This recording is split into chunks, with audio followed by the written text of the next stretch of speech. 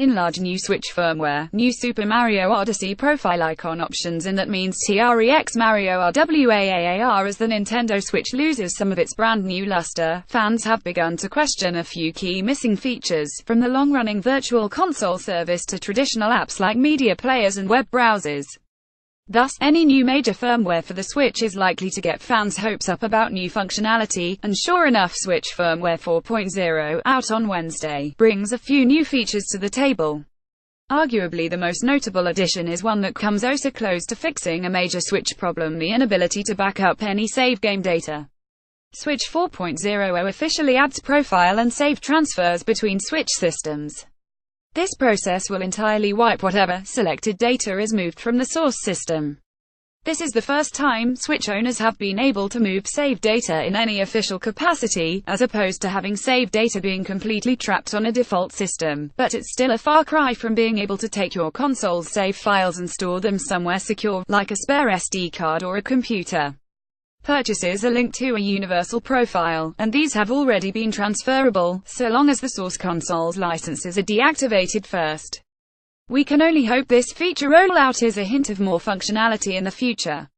Otherwise, the race is still on for hackers and exploiters to beat Nintendo to the save backup punch and thereby drive legitimate users towards hacks in the process.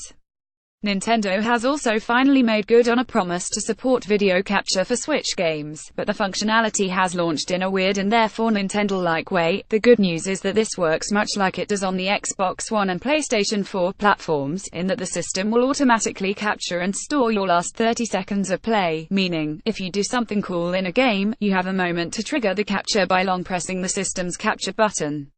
Afterwards, you can manually trim the beginning and ending of the 30-second clip as you see fit, before uploading to either a Facebook or Twitter account. The bad news, however, is that this video capture feature is currently only supported by 4 games, and they're all first-party: Mario Kart 8 Deluxe, ARMS, Splatoon 2, and Legend of Zelda Breath of the Wild.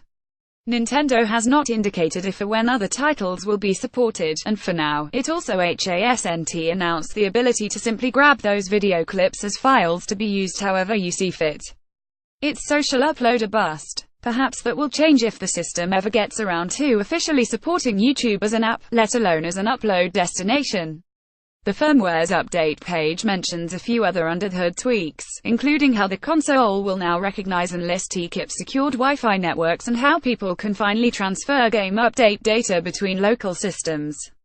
No longer will local multiplayer games be stymied by someone not downloading the latest patch, that is, so long as that friend made sure to patch the entire system to version 4.0.